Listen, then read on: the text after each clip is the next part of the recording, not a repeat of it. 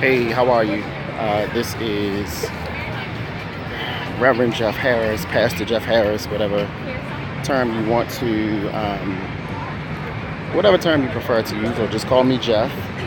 I am out and about in the city.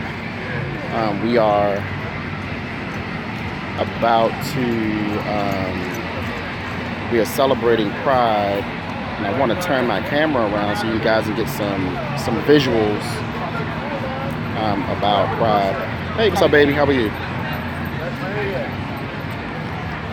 So this is Baltimore Pride. As you can see, it's tons and tons of people. Just had a brief conversation with Mayor Mosley, with our state's attorney, Marilyn Mosley. And it's just people just as far as the eye can see. There's more people down and around and all the way around the corner as we get ready for Pride. But I wanted to take a moment and talk about Pride and when I was coming up or growing up or coming into my orientation of who I was as a same-gender loving black man,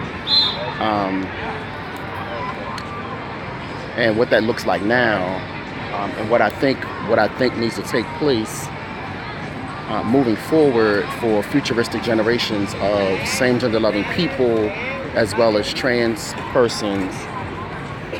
And that is, so Pride is, when I was coming up, or by the time I got into the real realm of Pride was an opportunity for us to go party, get drunk, bar hop, club hop.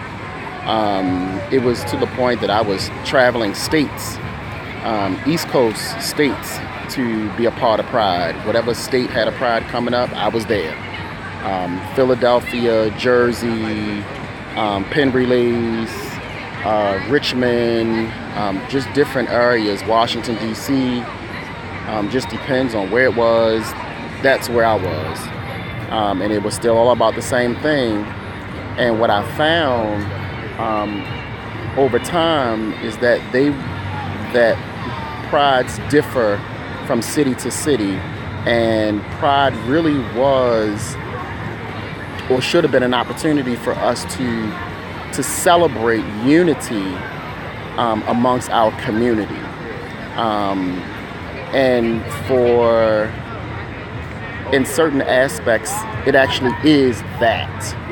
And then there are certain aspects when you don't see Pride in that light.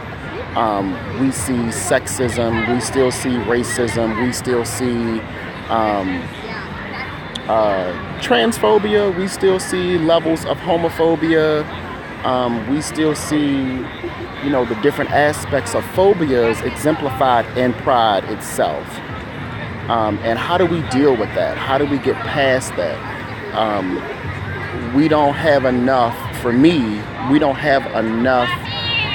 opportunities for us to share and interact. When we come to the club, we're coming to the club with our friends. And we pretty much mingle with our friends. When we have opportunities to do other events, we have the bar scene. Well, I'm not a bar person anymore. I'm also older. We have ageism within our community. We have an organization here in Baltimore City that is called Chase Brexton. And in Chase Brexton, they have the SAGE organization, which is an organization that is designed for the purpose of providing care and love for elderly, same-gender loving people. And so what does that look like moving forward? They're always inboxing, they're always sending out emails and different forms of communication, trying to build that organization, that segment of our community. We're always trying to build that up and provide care, love, support for same-gender loving elderly people. Um, and so, what is that? What is that going to look like in the future for me as a man who is getting up in age, and who is single, pretty much a loner? What is that going to look like? I'm not sad. I'm not sad at the fact that I'm a loner. That's not who I am. But my question becomes, what about those people who are sad, who are loners and they're sad, who don't have any more family? How do we prepare that space for them? Right? Talking to Sergeant Kevin, who's our liaison within the Baltimore City Police Department. So how do we maneuver through that? How do we prepare for others who are same-gender loving people and they are by themselves? Anyway, back to Pride. Like, what is Pride looking like? For me personally, we don't do enough around educating LGBT people. We have a small pocket over this way, and then we have a small pocket of something over that way, and we have a small pocket of something on that side, and we have a small pocket of something on the other side. But the truth is that we don't have enough collectivity or collectiveness. I will make up a word as I go along. Just depends on what I'm thinking, but we don't have enough connection within our community around LGBT and LGBT people, and trying to fix that is a chore. We have lots and lots of agencies, and we got lots and lots of nonprofits, and we got lots and lots of other things that's going on. But is it unifying us as people? We don't need agencies to unify us as people. We need more connection as people to unify us as people.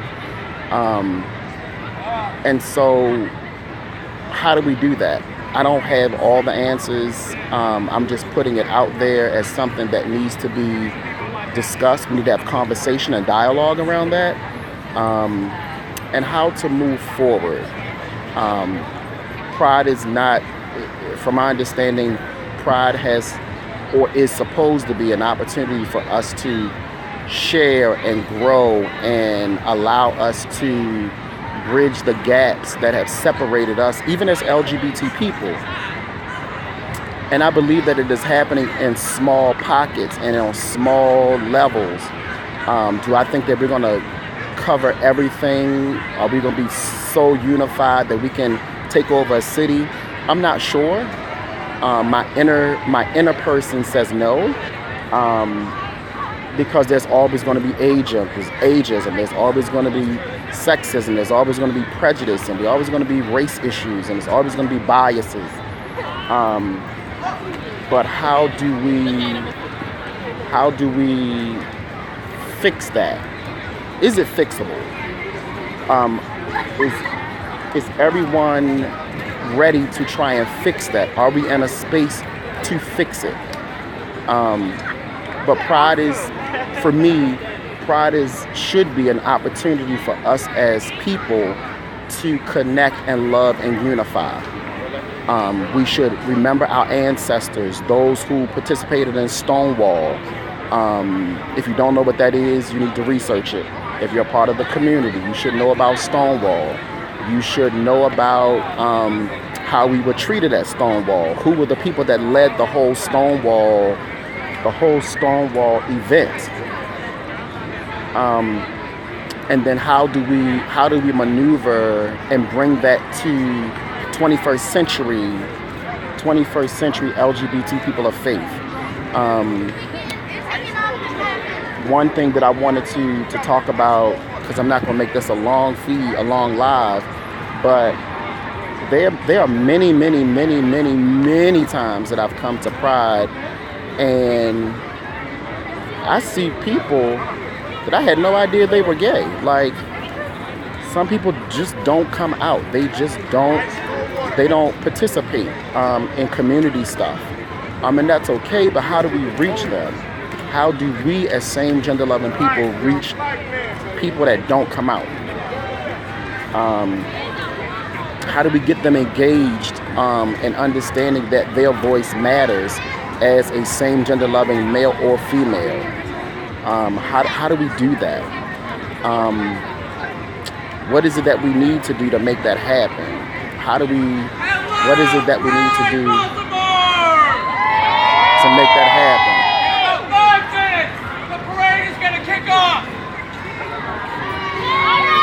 Okay, they said we got 5 more minutes, and I'm gonna use up my whole 5.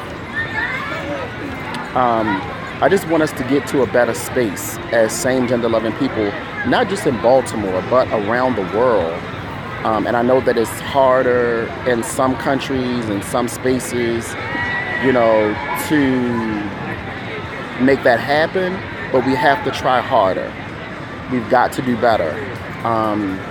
We have to reach our families, whatever that looks like. We have to reach our families. We have to reach those that are connected to us, that are our allies, and that are they're our allies, and they're our confidants, and they are those that support us, even in our families, support us and guide us and teach us and nurture us. We have to do better.